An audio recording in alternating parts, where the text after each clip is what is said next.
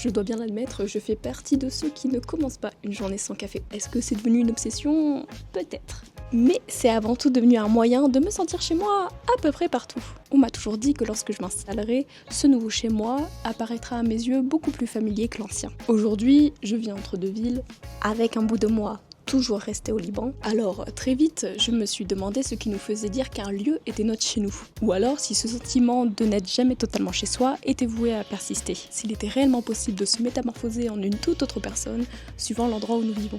Et confidence pour confidence, je sais que je ne suis pas la seule à me poser ces questions. Deux mondes, deux cultures. Faut dire qu'avec le temps, j'aurais dû m'y habituer. Passer de l'une à l'autre comme le surfeur change de vague. Alors oui, on est des milliers à partager cette aptitude. Mais n'y a-t-il pas des instants où l'on ne sait plus sur quel pied danser?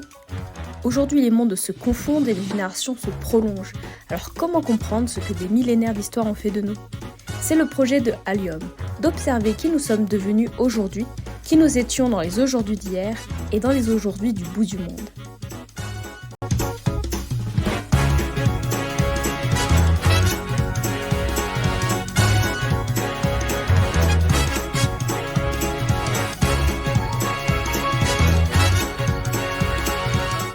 D'abord, toujours commencer par un petit café, on perd pas les bonnes habitudes.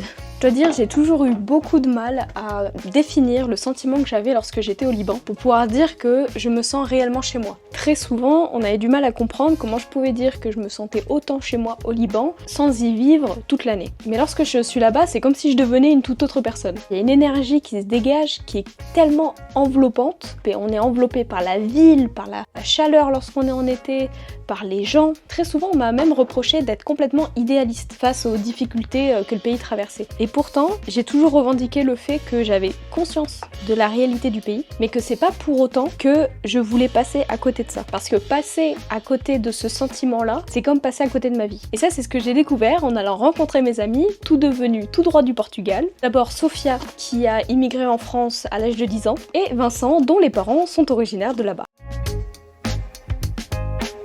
Que c'est quelque chose que beaucoup de gens décrivent quand ils vont à l'étranger, que ce soit en voyage ou quoi, ils disent je suis allé aux États-Unis ou tu vois, je suis senti pas marginalisé, mais tu vois le truc. Tandis que moi au Portugal, inversement, je pense que la double culture y est pour quelque chose. Je me sens pas pleinement l'un ou l'autre, c'est évident. Par contre, je sens que de la part des Portugais, que ça soit y compris dans ma famille, il y a un goût, une fascination pour la culture française. Je vais au Portugal, on a toujours une voisine, c'est une mamie elle avait 94 ans, tu vois. Je me retrouve à parler avec elle et je lui dis, un portugais très approximatif, mais je lui dis que moi j'adore Lisbonne, je suis fasciné par cette ville, il fait beau, il fait chaud. Elle me dit, mais moi c'est pareil, quand je suis allé à Paris, j'étais fasciné par ça. J'ai retrouvé des choses dans Paris qui m'ont fait penser à ce que je n'ai pas, au sens de cette double culture-là. Au Portugal, il y a forcément un truc en plus qui me fait me sentir chez moi, que je retrouve pas ici. C'est une atmosphère. Donc je t'en prie. Être chez soi dans un lieu physique, ça veut rien dire parce que j'ai beaucoup bougé, même au sein d'un pays de ville en ville, de maison en maison. Et surtout ma maison d'enfance, mais elle est occupée par d'autres gens. Les lieux où j'ai grandi, pareil, ça a été détruit parce que j'ai passé beaucoup de temps aussi dans l'atelier de mon grand-père au Portugal quand j'étais petite. Et maintenant, c'est une pizzeria, quoi. Pour définir le chez soi, ça fait depuis quelques années que je le définis plus du tout comme un lieu physique. Et en tout cas, j'ai pas d'attache physique. Je dirais vraiment que c'est la communauté des gens en fait avec qui t'es, que tu te sens bien où t'es. Et du coup, en fait, ce qui me faisait vraiment du bien et du plaisir, c'était de retrouver des gens avec une double culture à l'école, quoi.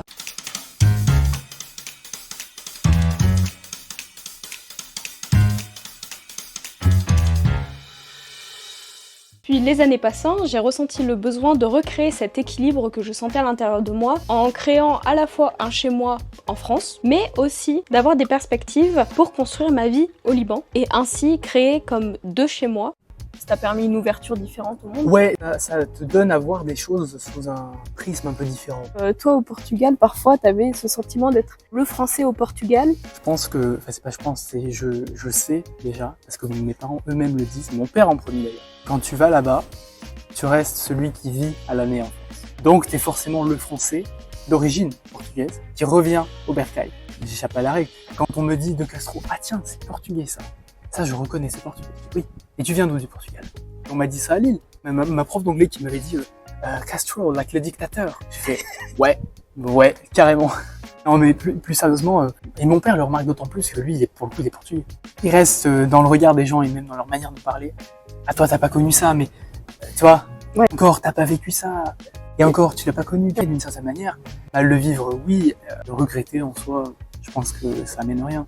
C'est un choix qu'on fait de rester enfant. Et en même temps, moi, je suis bien ici. Le truc un peu relou, c'est que quand je suis en France, je me définis en tant que portugaise, et quand je suis en Portugal, je me définis pas en tant que française, parce que j'aime pas me dire française, ici il y a quelque chose que je rejette vraiment au vu de mon expérience personnelle, mais je me sens étrangère en tout cas. Je me définis très fortement par mon identité portugaise, je m'accroche beaucoup à ça, je suis très bruyante là-dessus. Je pense qu'il n'y a pas un jour où je mentionne pas un truc par rapport à la culture portugaise, que ce soit la bouffe, les musiques ou les choses comme ça, ou que je me plaigne en fait et que le Portugal me manque et tout.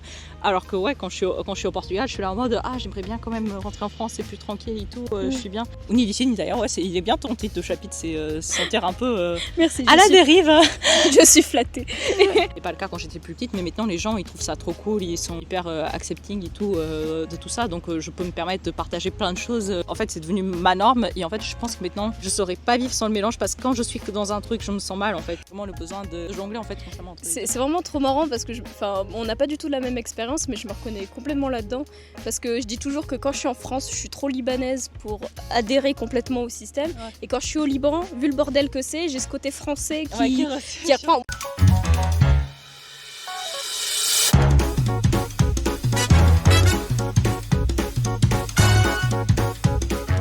Comme on arrive à cette étape de la vie où on va pouvoir décider où est-ce qu'on s'installe, au moins pour les 10 prochaines années, j'ai remarqué que c'est à cet instant que nos récits commencent à différer. Ça a énormément évolué. Quand j'étais petite, j'étais sûre que je voulais retourner au Portugal, que je voulais revenir là-bas et tout, mais en fait c'est juste parce que je me sentais hyper mal en France et que j'avais pas de gens qui me faisaient me sentir bien ici. Maintenant, en tout cas pour moi, c'est impossible de me sentir bien mentalement en revenant au Portugal pour de bon. Donc ça, non. Quand j'étais plus jeune aussi, genre il y a peut-être même 2 ans, enfin à la fin de la terminale, je me disais oui, moi je suis une citoyenne du monde, une femme indépendante qui voyagera de partout. Sans frontières. Je n'ai pas d'attache.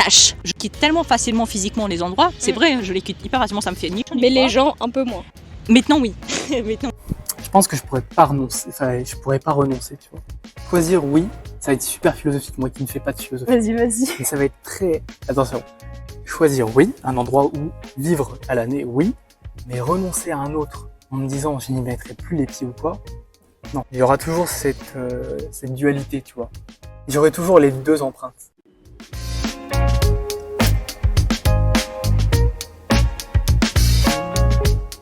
Maintenant que j'ai bien fait travailler mes amis, c'est à moi de me mettre au travail. Car il est vrai que la question du chez-soi est une question qui m'a toujours habitée et qui ne cesse de tourner dans ma tête. Avec Sophia, c'est le point de la famille qui m'a surtout frappée. Lorsqu'elle m'a parlé de son grand-père, j'ai immédiatement pensé au mien. Le sien travaillait à réparer les coffres-forts et le mien à réparer les bijoux. Et ces ambiances d'atelier m'ont en réalité toujours fascinée. Que ce soit lorsque je voyais mon grand-père en train de réparer les bijoux ou bien d'en créer de nouveaux, jusqu'au Liban, lorsque je voyais les ateliers de menuisiers, les carrossiers et même les boulangers. Les petits huis clos que forment les ateliers ont toujours ce petit je ne sais quoi qui nous font nous sentir chez nous. Donc, sans surprise, se sentir chez soi, c'est avant tout très lié au sens de la famille.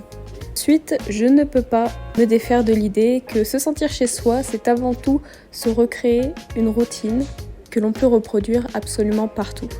Comme j'ai pu le dire auparavant, pour moi c'est le café. C'est un rituel qui m'a toujours amusée, surtout au Liban, lorsque j'ai découvert le plaisir de prendre le café à la plage, que l'on descend directement à la mer sur un petit plateau. Et enfin, avec Vincent, en discutant, je me suis rendu compte que se sentir chez soi, c'était aussi voir ailleurs. Voir ailleurs pour se rendre compte de la qualité de son chez-soi. Devoir partir pour réellement se rendre compte de ce qu'on a quitté. Surtout à travers l'anecdote de cette grand-mère portugaise qui, en voyant Paris, ne comprenait pas comment on pourrait rêver mieux, et Vincent lui répondant que c'est à Lisbonne que la vraie vie commence.